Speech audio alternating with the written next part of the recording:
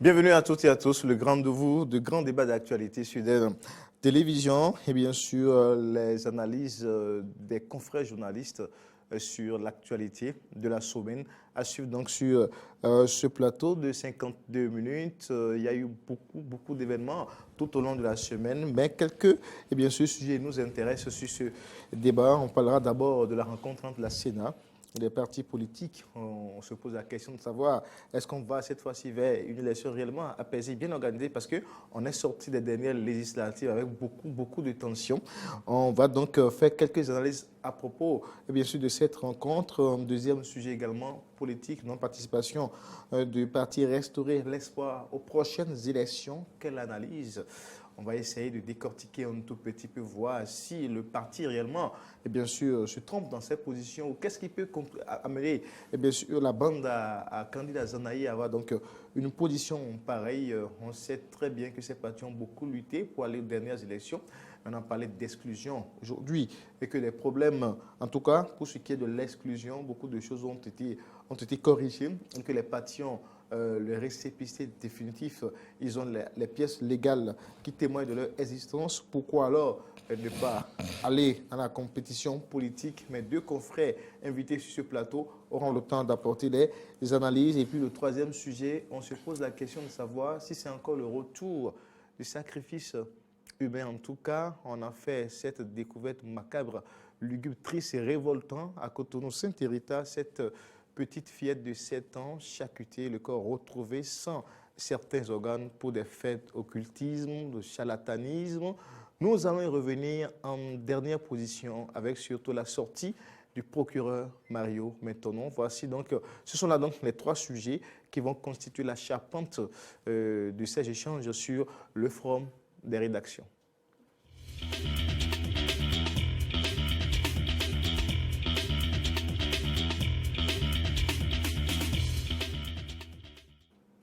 Arnaud Moriagua, bonjour. Bonjour Corneille Aïssé, bonjour téléspectateurs de DEN TV. Et puis en face de vous, Louis Assoba, journaliste indépendant que vous avez déjà découvert sur ce plateau du débat du Forum de la rédaction. Chers confrères, bonjour. Bonjour Corneille et bonjour aux téléspectateurs de DEN TV.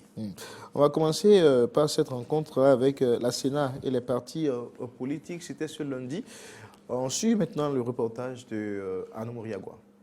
Les responsables des partis politiques invités ont répondu présents à cette première rencontre d'échange initiée par la Sénat dans le cadre des élections du 17 mai 2020.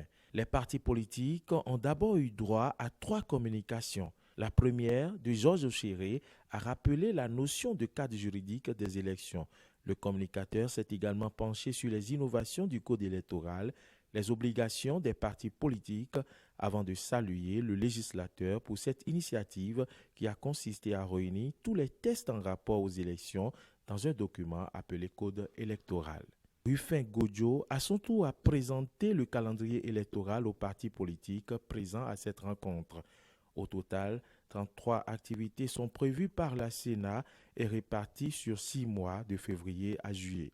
La date du 24 mai est à retenir comme date de publication des résultats définitifs des élections communales. Avant de clôturer sa présentation, le directeur technique à la Sénat a donné lecture des pièces obligatoires à fournir pour les élections du 17 mai prochain.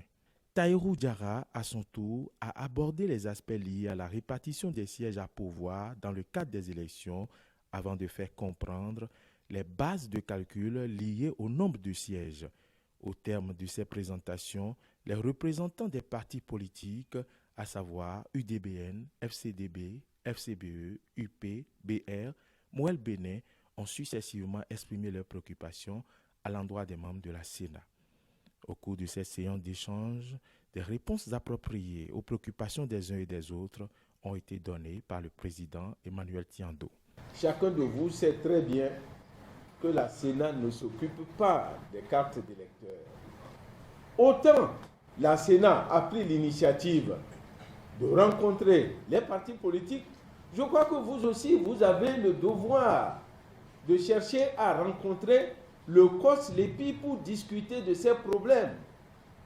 Nous, étant donné que la question des cartes d'électeurs est préoccupante et influe sur le processus de préparation du scrutin, nous allons en parler au COS-LEPI.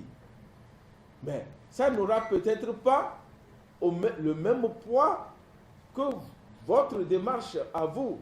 Au thème de cette rencontre, qui aura duré moins de 3 heures d'horloge, tous les partis politiques ont été invités par le président de la Sénat à s'approprier le code électoral.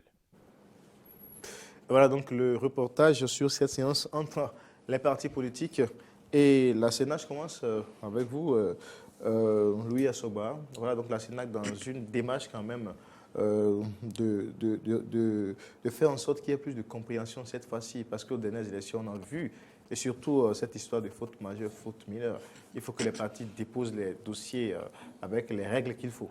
Tout à fait. Je pense que c'est pour corriger le tir, c'est pour permettre de ne plus revenir sur les fautes ou les erreurs qu'on a constatées pour les élections passées. Excusez, les élections où on a constaté beaucoup de choses. Et cette fois-ci, je pense que la Sénat est dans son rôle. Quand on parle de la Sénat, c'est d'abord les élections avant, pendant et après. Donc, avant, c'est d'abord pour mettre les partis politiques, les partis participants à ces élections-là. Je pense que c'est pour mettre ces partis-là au même pied d'égalité, au même niveau d'information. Et ça, je pense que c'est une très belle initiative. Mais au-delà, je pense qu'aujourd'hui, le travail qui doit se faire, c'est surtout au niveau des partis politiques. Je dis cela parce que par le passé, lorsque nous prenons les élections législatives passées, à un moment donné, on a parlé de fautes majeures, on a parlé de fautes mineures. Et la Sénat a rejeté catégoriquement cette faute-là vers les partis politiques. Je veux parler par exemple de Moël et de PRD. Donc il va falloir cette fois-ci faire beaucoup attention. Ces partis, je veux parler de ces états-majors-là, doivent faire beaucoup attention pour ne pas commettre les mêmes erreurs, parce que la Sénat est là juste pour respecter les tests en matière d'élection. Donc, à partir de ce moment, cette fois-ci, avec ce qu'on est en train de constater, moi j'ai peur parce que aujourd'hui, vous allez constater dans le paysage politique béninois qu'il y a beaucoup plus de démission, j'allais dire, et beaucoup plus de ralliement. Ouais. Alors, lorsqu'on parle de démission, lorsqu'on parle de ralliement, est-ce que ça respecte les normes en matière de charte politique, en matière de tous, voilà. Donc, à partir de ce moment, je dis, ces partis politiques, il va falloir qu'ils fassent beaucoup attention. Et l'autre chose, je voudrais que cette Sénat fasse politique pour mettre en place un dispositif de communication, pour permettre, au fur et à mesure que ces partis politiques-là déposent des dossiers, qu'ils fouillent en même temps, que ces membres fouillent en même temps et dénoncent en même temps, ou bien le traitement, pendant le traitement. Attention, vous avez déposé tel dossier, il manque telle pièce, ou attention, on a constaté qu'il y a 2 noms, qu'il y a doublement. À partir de ce moment, je pense qu'on aura une élection apaisée. C'est vrai, avant, on est en train de constater, la Sénat est en train de jouer pleinement son rôle, mais on ne va pas tout de suite dire qu'il y a déjà une élection, on tend vers une élection apaisée, parce que pendant les élections et même après les élections, vous n'êtes pas sans savoir, lorsqu'on parle d'élections communales et locales, municipales, c'est une élection en réalité qui draine beaucoup de contentieux. C'est plus complexe. C'est plus complexe. Il y a même 3 ans après, la Cour suprême continue de travailler à invalider peut-être certains sièges. Donc, à partir de ce moment, je pense que le travail, la balle, est surtout dans le camp de ces partis politiques-là qui doivent faire beaucoup attention pour ne plus commettre les mêmes erreurs. Anno Moriagua, vous qui avez assisté à cette rencontre-là, aujourd'hui, est-ce qu'on peut dire, sans risque de nous tromper, que en fait, la Sénat essaie quand même de tirer le champ des dernières législatives pour mieux rebondir? Oui, je pense que la Sénat a suffisamment tiré de leçons des dernières élections en initiant ces rencontres. Et cette rencontre que nous venons de suivre ne sera pas la dernière. La Sénat a organisé une série de rencontres, non seulement avec les partis politiques, mais aussi avec les médias, avec d'autres structures de la société civile, et donc toujours pour informer du processus. Et l'objectif, c'est en fait le souci de la transparence. C'est-à-dire que la Sénat fait tout ça pour qu'elle puisse être crédibilisée par rapport aux élections, donc garantir la transparence. Et aussi, c'est le souci de permettre aux partis politiques de s'approprier les tests les tests qui concernent les élections, notamment le code électoral. Le code électoral, c'est l'essentiel. Il y a une autre loi qui concerne les élections qu'il faudrait s'approprier. Mais le code électoral, il y a tellement de choses à l'intérieur que s'approprier serait mieux pour ne pas violer les tests de la République. Oui, chronogramme de février à juillet, il y a, toutes les dates sont déclinées, donc il n'y a plus de secret. Les partis politiques peuvent savoir à telle date, nous devons être à tel niveau. La Sénat est allée jusqu'à prévoir en juillet une rencontre de débriefing pour pouvoir tirer les conclusions, ce qui a marché, ce qui n'a pas marché. Et tout ça, comme ils l'ont dit, c'est dans le souci de garantir la transparence. Et ce n'est pas qu'on dise que la Sénat fait tout et on ne comprend pas ce qu'elle fait, personne ne communique pas. Voilà, donc pour pouvoir taire ces polémiques-là, la Sénat a dû prendre cette disposition-là pour tout ouvrir parce que c'est déjà par là que commencent les soupçons de fraude. Si ce que l'institution qui est chargée de compiler les votes ou du moins d'organiser les élections ne dit rien, ils s'enferment dans les 4 murs, les gens commencent par se poser des questions. Tout à fait. Donc c'est ça déjà. Il faut saluer déjà cette initiative qui a consisté à rencontrer les partis politiques. À cette rencontre, on a constaté quand même, ou du moins on a été très surpris qu'un député ait posé une question pour savoir comment, c'est pas comment va s'appliquer, hein, pour donner un exemple par rapport aux 10%, au cas où, la question des 10%. Au cas où un parti aurait déjà réuni la majorité des voix et le reste des voix, comment ça va se partager, des questions comme ça. Le président de l'Assemblée nationale de la Sénat n'a pas hésité à répondre que ce sont eux qui ont donc voté les lois et que c'est à lui de leur poser la question et non à eux de lui retourner la question. Et donc, certaines personnes n'ont pas hésité à dire voilà les lois que nous votons. C'est déplorable. C'est déplorable puisque vraiment ces lois-là qu'on vote, autour desquelles on ne communique pas suffisamment, les conséquences sont là. Et on l'avait dit, ça va se retourner contre ceux-là même qui n'ont pas compris l'esprit de ces lois et qui l'ont voté à l'aveuglette. Et ça se démontre de plus en plus tout à maintenant. fait, alors, mais c'est quand même tout à fait... est-ce que ça ne manque pas de responsabilité? Je pense d'abord que c'est vous qui faites les lois et que vous... Cette histoire de 10% fera l'objet des contentieux en réalité après ces élections-là. Parce que jusque-là, vous voyez un député même qui a voté, qui les ne interprétations comprend pas semblent... exactement. Oui, voilà. Les interprétations varient d'un individu à un autre. Voilà. Lorsque vous allez quelque part, vous lancez le débat, on dit, bon, moi je dis, j'ai compris ça de telle manière, l'autre dit, non, ce n'est pas ça, on devrait faire ci. Donc, jusqu'à présent, même moi-même qui suis devant vous, je ne comprends pas. C'est vrai que j'arrive à interpréter, mais à un moment donné, je me perds parce qu'il y a plusieurs possibilités. On parle de plus de 4 partis, on parle au-delà de 10 partis. À partir de ce moment, je me dis, quand on va finir avec ces élections-là, on va constater qu'il y a tel nombre de partis qui ont vraiment participé à ces élections-là. On va appliquer quelle loi? À partir de ce moment, je dis, la Sénat n'a pas encore fini de faire le travail.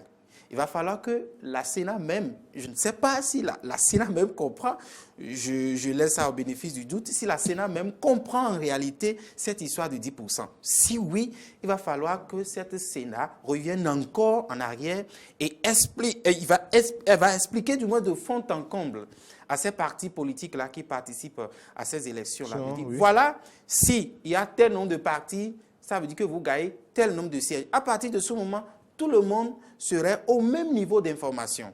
Et là, pendant et après les élections, le parti politique qui a tel nombre de voix sait exactement avec sa machine, calcule exactement pour savoir ah, j'ai tel nombre de sièges dans telle commune, j'ai tel nombre de sièges dans cet arrondissement. Je crois qu'au-delà du travail qui est en train d'être fait, il va falloir ce travail, c'est un travail très capital. L'explication, l'interprétation de l'histoire de 10%, il faut vraiment revenir sur ça. Et non seulement, pas seulement en langue officielle, en français, parce que lorsqu'on parle d'élections communales, municipales et locales, c'est une élection de proximité. Et c'est tout le monde qui participe. C'est une élection à la base.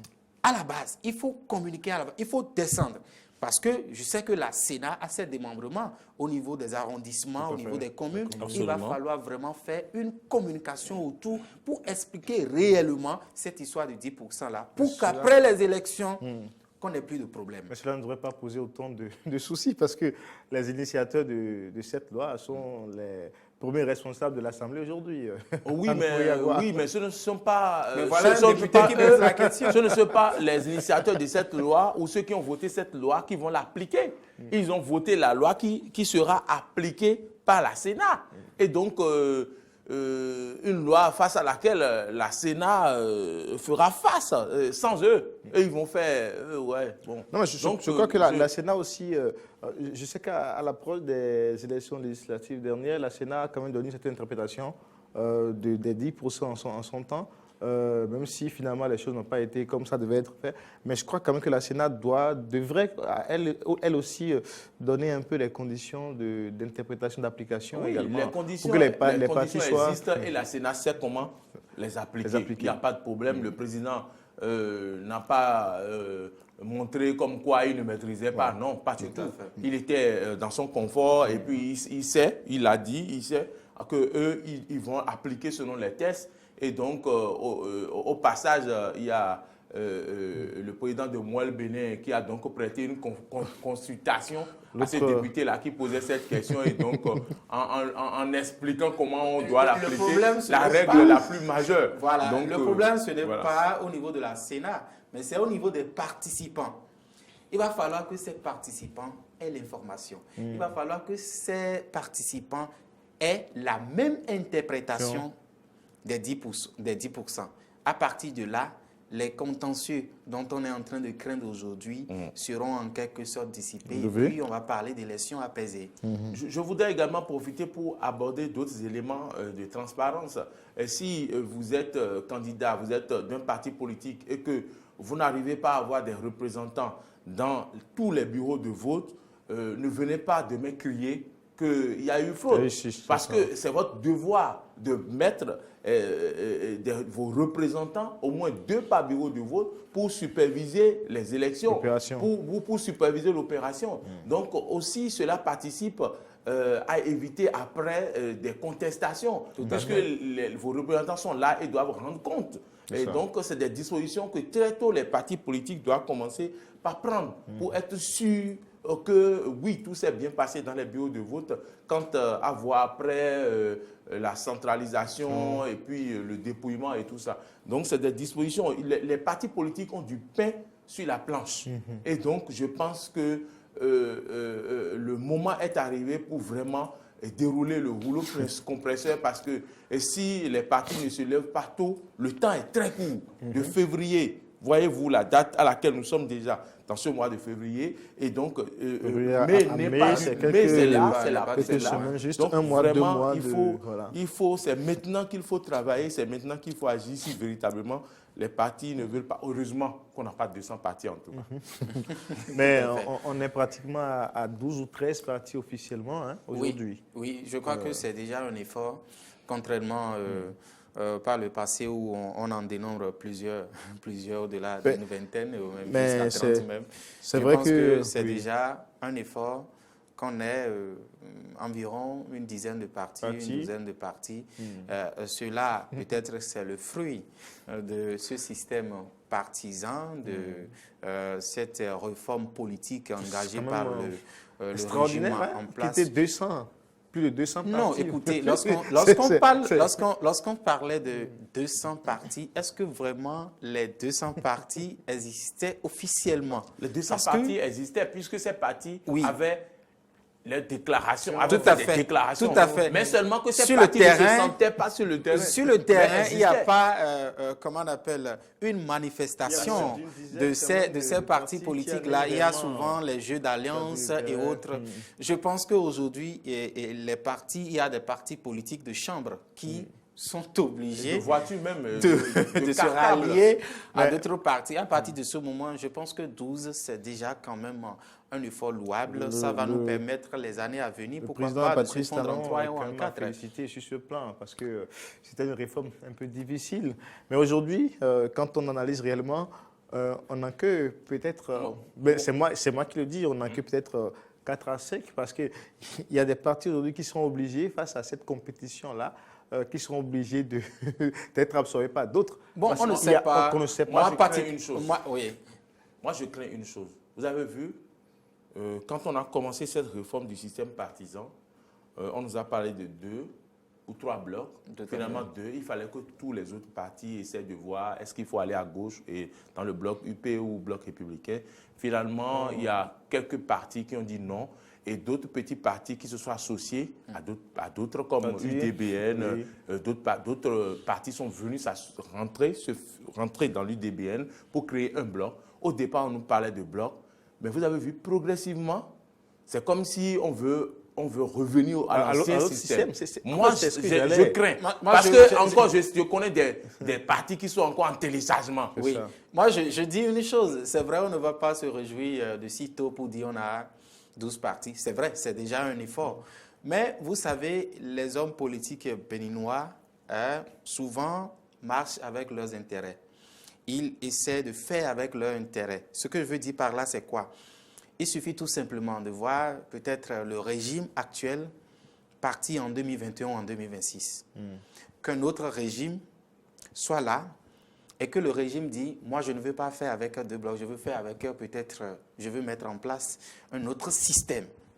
Vous allez voir, si ces politiciens sont encore là, ils seront obligés de faire avec ce système-là.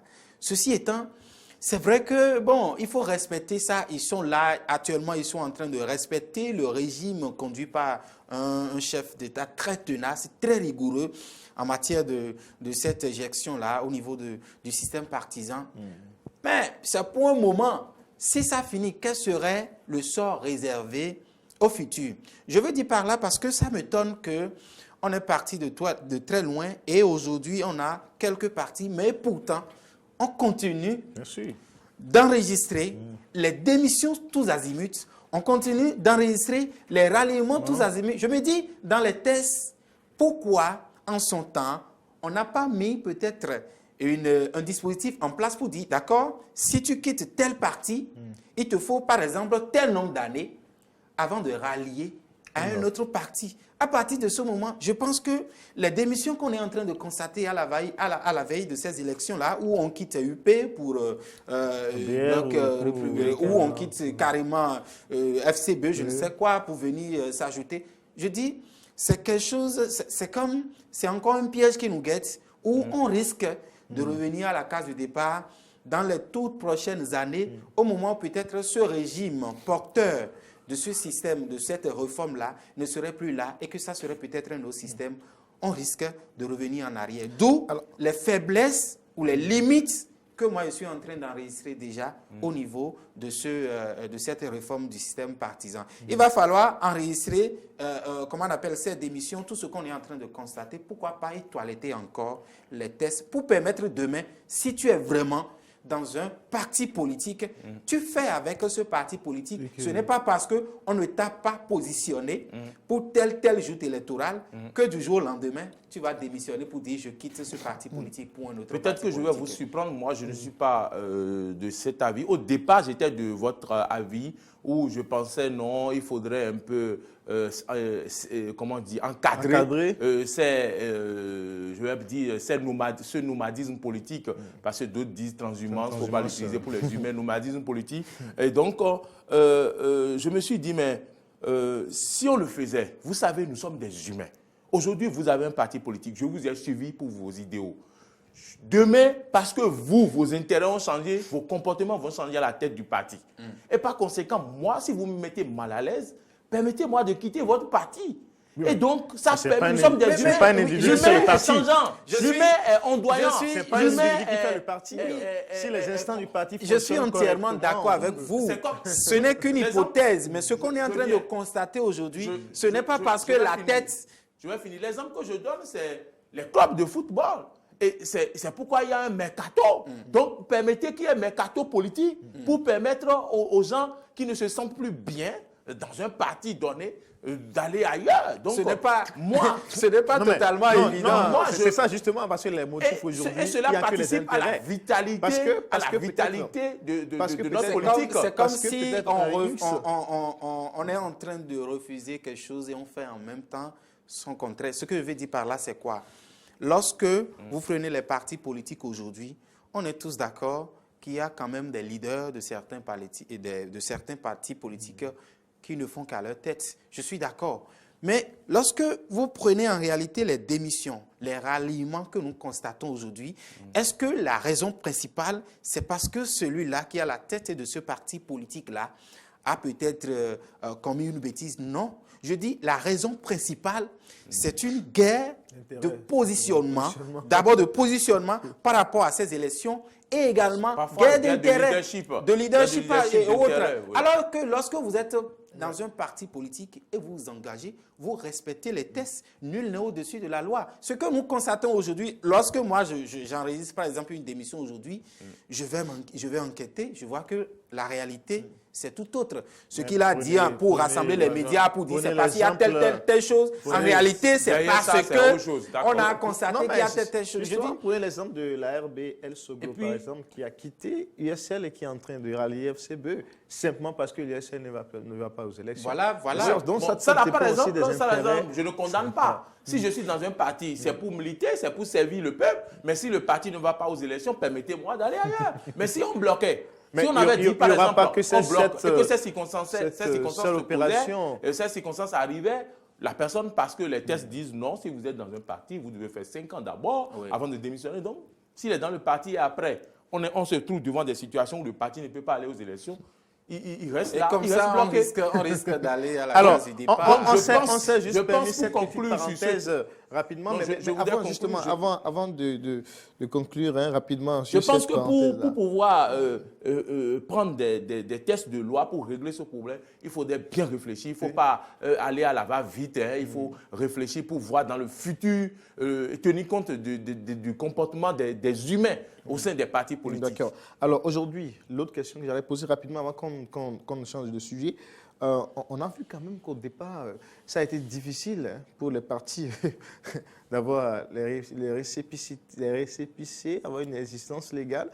Et c'est ce qui a conduit pratiquement à avoir deux blocs simplement aux dernières législatives.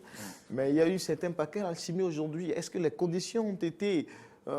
on a été ainsi indulgents, c'est bien cela. On est déjà à plus de 13 ou 14 partis. Comment peut-on l'expliquer si les conditions ont été un peu plus dures en ce moment-là? Qu'est-ce qui s'est réellement passé? Ou c'est peut-être parce qu'il y a eu le dialogue politique, les acteurs se sont entendus. Qu'est-ce qui, selon vous... Non, les lois au lendemain du dialogue politique, il a été dit dans les conclusions, il fallait alléger les formalités. Ça a été dit clairement. Et permettre aux partis qui demandent des récépissés de leur donner leurs récépissés. Et donc aujourd'hui, il faut distribuer ça. Distribuer, on ne va pas dire distribuer. C'est-à-dire que les partis qui respectent les conditions et qui remplissent les formalités, on doit leur attribuer les récépissés. Voilà. Et puis, de plus, le président l'a encore affirmé tout récemment quand il était à Washington qu'il tient à des élections inclusives, même si certaines personnes pensent que c'est parce que ces élections n'ont pas d'enjeu, comme l'a dit, on en reviendra tout à l'heure, restaurer l'espoir, et donc c'est pourquoi l'on distribue les récépissés, qu'on verra bien aux élections présidentielles, et donc, en tout cas, il y a plusieurs niveaux de... Comment on dit, pour tamiser. Il y a plusieurs niveaux difficiles pour les partis. Tout compte fait, on va finir les élections.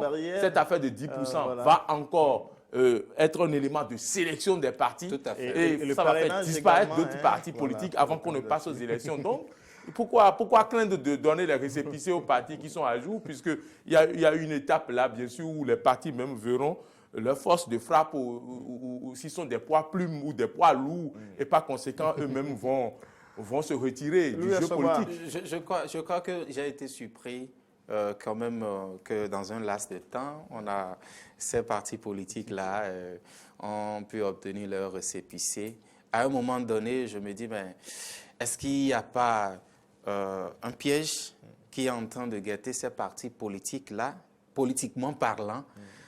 Je me pose la question, c'est vrai que jusqu'à présent, je n'ai pas une réponse à ça. Vous savez, nous avons un homme qui est très anticipateur sur tout ce qu'il fait. Bien sûr. Il y a des surprises à l'avenir. Juste après ces élections, nous allons encore constater d'autres dégâts. Ça, c'est clair, c'est évident. Et c'est déjà, on est en train de tirer la sonnette d'alarme au niveau de cette histoire de 10% qu'on continue de crier haut et fort. Parce qu'à un moment donné, vous allez voir des partis politiques qui vont brandir des tests, qui vont brandir des choses pour dire, voilà, il y a telle chose, j'ai respecté ceci à partir de là. Donc, je dis, au-delà, c'est vrai qu'aujourd'hui, ces différents partis ont leur récépissé. C'est quand même bien, nous sommes tous d'accord. Mais qu'est-ce qui adviendra?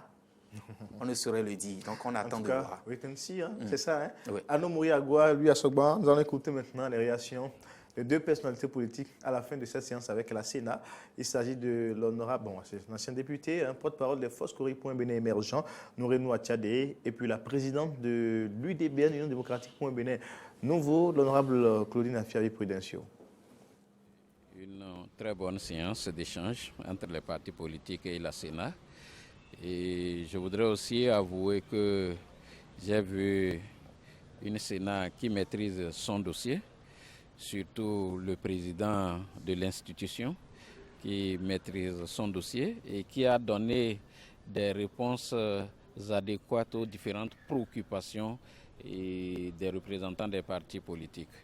Je voudrais aussi dire mon étonnement par rapport à certaines préoccupations des députés qui eux-mêmes ont voté la loi à l'Assemblée et qui malheureusement ne comprennent pas ce qu'ils ont voté et qui, une fois encore, viennent poser des questions sur l'interprétation de la loi au président de la Sénat. Je pense que c'est malheureux pour notre pays et vous comprenez très bien comment on vote aujourd'hui les lois personnelles, les lois qui sont votées les yeux fermés.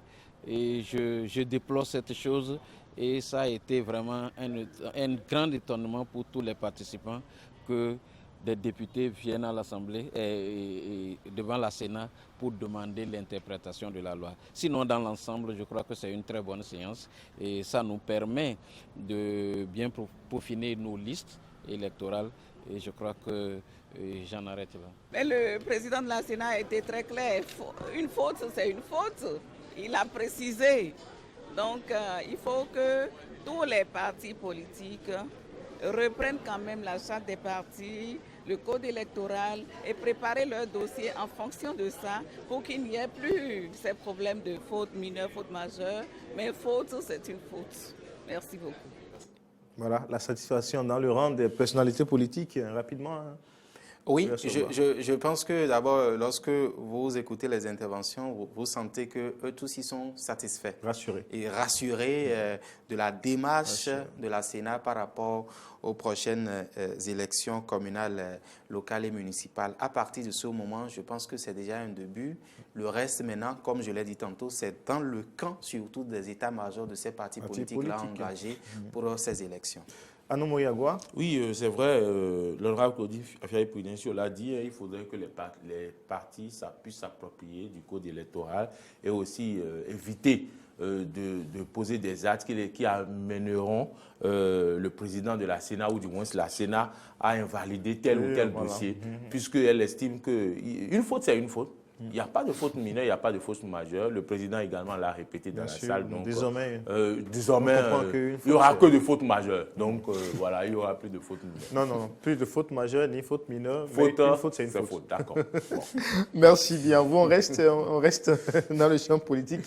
Cette fois-ci, on parle de restaurer l'espoir de candidats Zanaï qui boycottent les prochaines élections. Alors là, je commence par vous, Louis Assogba. Est-ce une décision juste, parfaite, ou le parti, c'est une démission?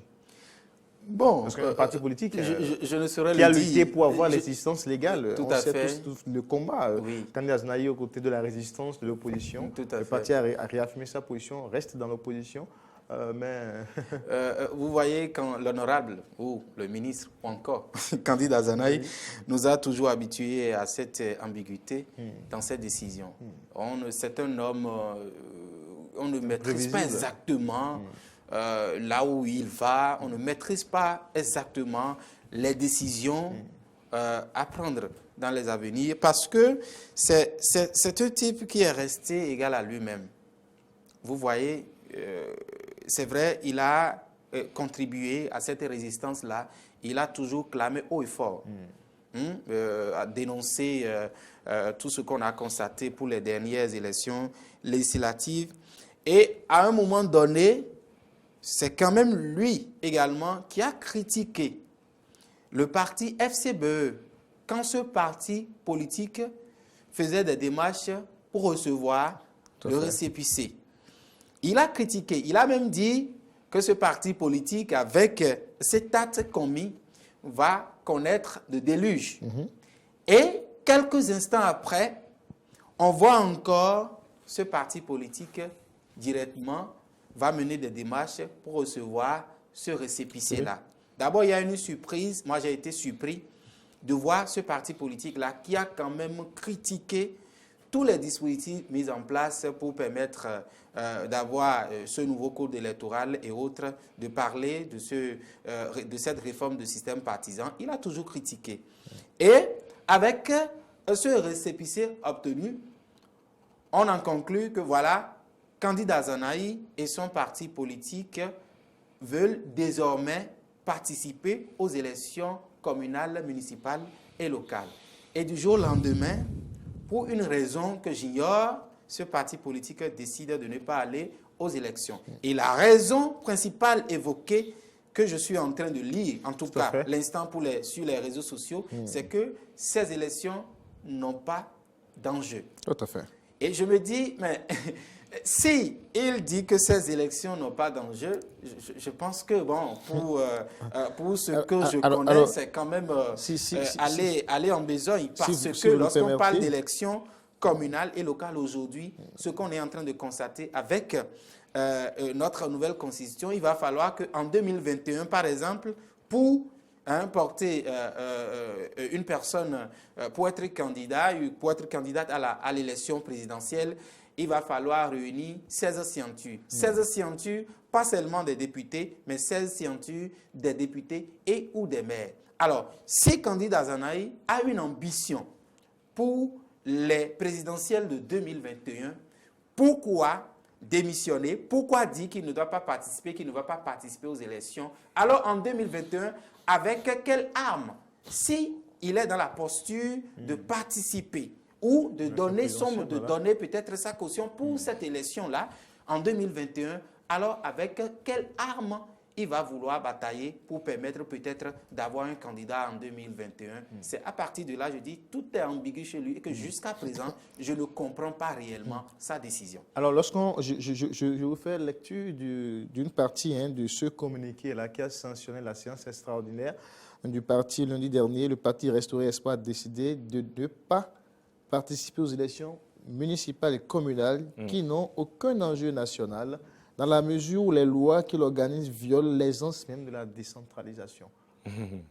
J'avoue que je n'y comprends pas grand-chose. Anou Moriagua, et vous l'avez justement évoqué, puisqu'il y a cette élection va nous permettre d'avoir les maires désormais, les chefs d'arrondissement et autres, et les maires ont leur mot dit, surtout dans le système de parrainage pour les élections de 2021. Alors, pourquoi Restaurer l'Espoir aujourd'hui ne s'engage pas dans la bataille pour est-ce que c'est parce que pendant longtemps, le parti n'a peut-être pas aujourd'hui la force nécessaire, le pouvoir nécessaire ou les atouts nécessaires pour aller à la conquête de l'électorat parce qu'on est pratiquement à deux? Est-ce que c'est peut-être ça, c'est pour masquer ou c'est... Si vous avez fait un peu le tour des parutions de ce matin, vous aurez compris ce que pense la façon dont certains journaux ont interprété cette opposition du parti. Certains journaux pensent que c'est parce que le parti sait déjà d'office qu'il ira se casser la gueule à ces élections. C'est pourquoi d'autres journaux pensent que c'est des arguments qui ne tiennent pas pour distraire. Donc, le président du parti même sait que il ne pourra pas faire cette bataille. Bon, en ce qui me concerne, lorsqu'on prend d'abord le parti Restaurer l'Espoir, aujourd'hui, c'est heureux que ce parti-là détienne son récépissé définitif et donc a désormais droit de citer parmi ces partis politiques qui peuvent donner de la voix. C'est positif puisque c'est sur ce même plateau que nous avions demandé en tant que qui le parti était en train de s'exprimer. Donc aujourd'hui, ce parti-là peut s'asseoir autour d'une table où les partis reconnus peuvent s'asseoir. Oui, tout à fait. Maintenant, à quel moment cette démarche a été effectuée? Est-ce que cette démarche effectuée maintenant, à quelques mois seulement des élections, avec déjà à comparer aux autres partis qui ont déjà parcouru les 546 arrondissements pour rechercher des représentants, pour parler aux militants, pour voir quelle stratégie mettre en place, pour pouvoir glaner quelques voix ci et là, quels représentants, quelles personnes pouvaient mieux se positionner dans le parti pour drainer du monde dans tel ou tel autre arrondissement. Vous imaginez cette mobilisation effectuée pendant combien de temps? Je connais des partis politiques qui ont déjà fait ce travail-là depuis plus d'1 an. Est-ce que c'est maintenant que Restaurer l'Espoir va commencer ce travail-là en parcourant tous ces arrondissements pour aller, toutes ces communes-là, pour aller négocier des voix et tout? Je pense que ce ne sera pas facile. Ce ne sera pas facile. Donc, nous sommes, vous connaissez, monsieur le président candidat Nanaï, c'est un politique. Et il a étudié la politique. Et par conséquent, je pense que c'est une manière d'utiliser la ruse, de faire preuve de ruse, que d'utiliser ces arguments-là et de nous faire croire que ces élections n'ont pas d'enjeu. Non, mais j'espère que le risque désormais pour lui, si les politiciens béninois se retrouvent avec le virus d'habituel, c'est qu'il va se retrouver désormais dans un parti sans militants. Parce que même si les gars sont là, ils veulent être maire ou être positionnés et que le parti décide, peut-être que demain, il y aurait peut-être d'autres vagues de démission, pourquoi pas, de RE vers UP ou vers BR. Pourquoi pas. Bon, vous voyez, tout ce qu'on est en train de dire ici, c'est vrai, on ne fait que aborder, parler et tout, mais l'homme lui-même, on ne saurait appréhender, le cerner, voir dans quelle direction il est en train de partir. On ne saurait le dire. On ne sait pas ce qui va se passer demain. Vous voyez, ça m'a étonné. Regardez par exemple, quelqu'un, je l'ai évoqué tout à l'heure, qui a fustigé du fait que le parti FCBE ait reçu son récépissé. Et qui, du jour au lendemain, à quelques heures, à quelques jours des élections, vous le dites, quelques heures. voilà, décide de prendre lui-même le récépissé. Et, en toute honnêteté, pour tout Béninois ou pour tout homme, quelqu'un qui se lève pour dire, OK, moi-même, j'irai prendre le récépissé. D'abord, l'objectif premier, si on doit penser, c'est de participer aux élections. Absolument. Alors, si le fait que voilà, il prend des arguments comme ça ne tient pas la route, voilà, les tests et autres. Pourquoi aller encore chercher le récépissé qu'il est en train de fustiger? C'est à partir de ce moment, je dis, pratiquement tout est devenu ambigu, où on ne saurait vraiment cerner l'homme dont on est en train de parler. Donc, on attend peut-être les jours à venir, on attend les mois à venir pour voir en réalité. Est-ce que c'est réellement cette hypothèse ou bien, il est en train de brandir cet argument-là et il a peut-être autre intention derrière. On attend de voir. J'espère que demain, on n'entendra plus parler d'exclusion, parce que cette fois-ci, il n'y a plus d'exclusion. Oui, naturellement, c'est lui-même qui n'a pas voulu participer. Si lui ne participait pas aux élections, je pense qu'on ne parlera plus d'exclusion. L'essentiel, il a reçu son récépissé, c'est déjà un pas. Peut-être que je vais vous surprendre, mais je pense qu'aujourd'hui, le seul parti qui voit loin, excusez-moi, je vais le dire, c'est la RB. Pourquoi? Pourquoi je dis ça? Parce que est-ce que la RB existe encore? La RB n'existe pas à cause du récépissé. Bon, ils n'ont pas. Mais si aujourd'hui, la RB décide d'avoir le récépissé, en une semaine, la RB va l'avoir. Mais la RB, si le restaurant Espoir a pu l'avoir, ce n'est pas la RB qui ne pourra pas l'avoir. Mais la RB aujourd'hui, quelle est sa stratégie? Elle est allée vers FCBE. Et c'est ce que nous demandons depuis. Nous avons dit, ce sera une grande force que les partis d'opposition se mettent ensemble et fassent un bloc. Voilà. Et ça, l'opposition aurait dû le faire s'ils écoutaient bien les journalistes législatives. Bien avant les législatives. Tout à fait. Et ils ne pourront pas avoir cette difficulté-là qu'ils ont eue. Nous avons encore cette mentalité et la de RB, division. la mentalité de Nyengwe là, Nyendie là, c'est moi qui suis ici là. Oui, mais pas la même occasion, au sein quand même de la rupture, ça voudra dire que Patrice Talon a su vraiment anticiper sur les choses et a su calmer les jeux d'intérêt. Parce qu'on a vu quand même plusieurs personnalités politiques qui, entre-temps, avaient des divergences politiques, même dans leur propre camp, qui aujourd'hui sont ensemble dans l'Union progressiste ou dans le bloc républicain. Tout à fait. Et c'est ce qui a manqué au leader de l'opposition. Le véritable leader politique qui a su maîtriser le terrain, c'est Patrice Talon jusqu'à aujourd'hui. Cela a manqué à l'opposition. Oui. Vous savez, lorsque vous parlez de leader, au Bénin, dans le camp de l'opposition, il n'y a que peut-être les deux présidents, les deux anciens présidents. Je vais parler de Nicéphore Dieudonné Soblo et Yahi Boni. Mais à un moment donné, on leur colle en réalité des personnalités vieillissantes qui devront aller se reposer.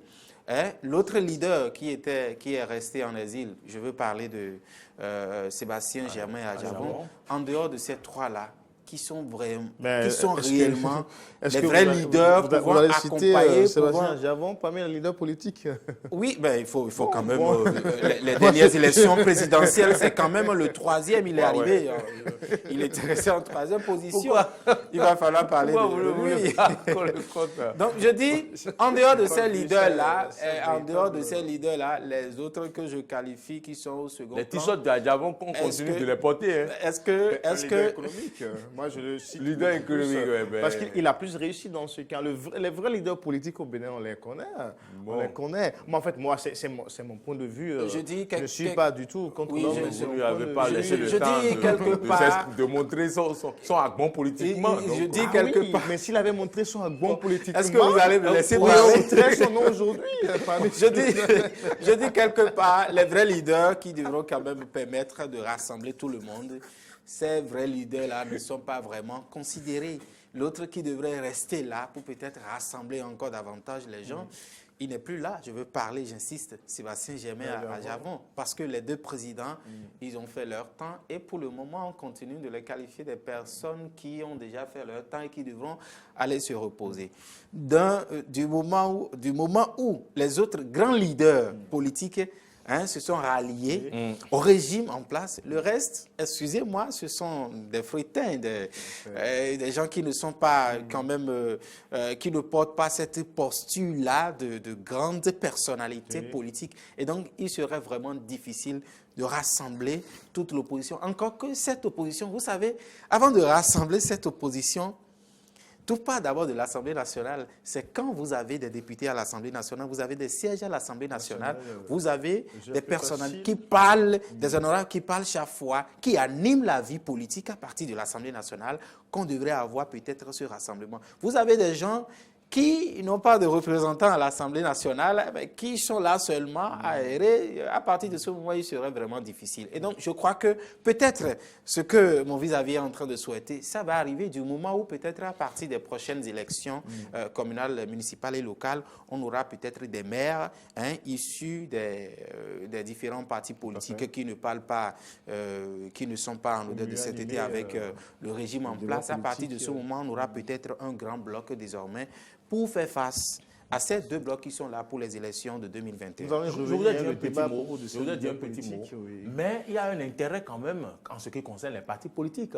La loi, en ce qui concerne... Vous parlez de la loi de financement? Non, la loi de financement. Oui.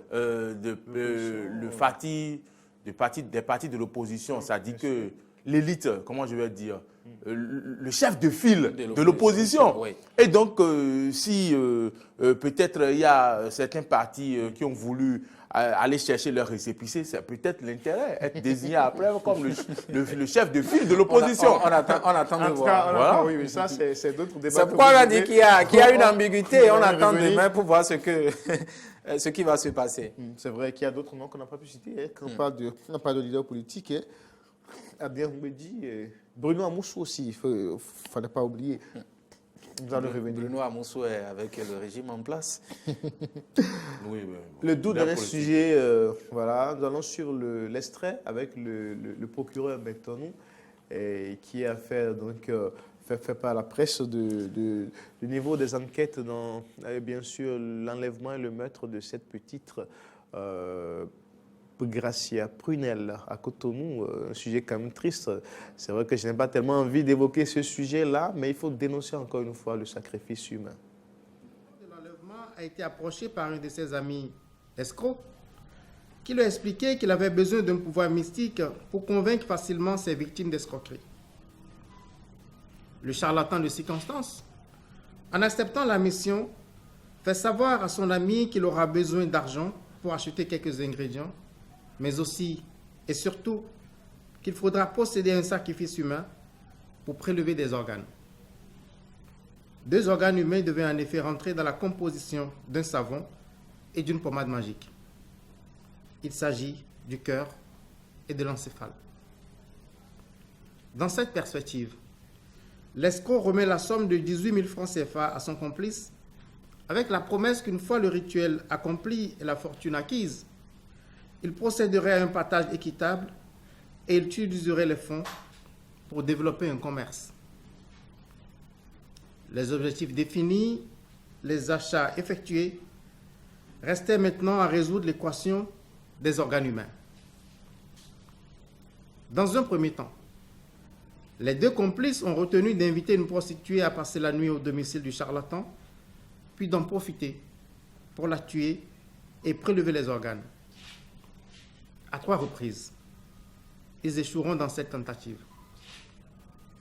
C'est alors que le charlatan a orienté son choix vers une cible plus facile à atteindre, la petite Gracia Prunel. Profitant d'un moment d'inattention ce 3 février 2020, inattention de la mère et de l'entourage, le charlatan a enlevé la fillette et l'a conduite à son domicile au quartier Saint-Rita.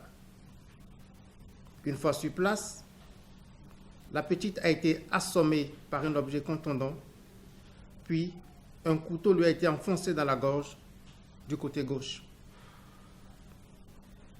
Alors que les prélèvements d'organes allaient commencer, la maman, qui avait déjà remarqué la disparition de sa fille, commence à appeler son voisin du marché avec insistance. Ce dernier finit par décrocher l'appel. Il nie tout de suite avoir enlevé la fillette bien avant qu'on l'interroge sur ce point. Mais pris de panique, il suspend le prélèvement des organes. Le corps sans vie de Prunel sera précipitamment emballé dans un sachet plastique et jeté dans un bas-fond non loin du lieu du crime. Le couteau et les sandalettes de la fillette sont jetés dans les toilettes. Le corps, le couteau et les sandalettes seront retrouvés par la police sur indication des suspects. Gracia Prunel était élève en classe de CE1. Gracia Prunel était âgée de 7 ans. Elle n'était âgée que de 7 ans.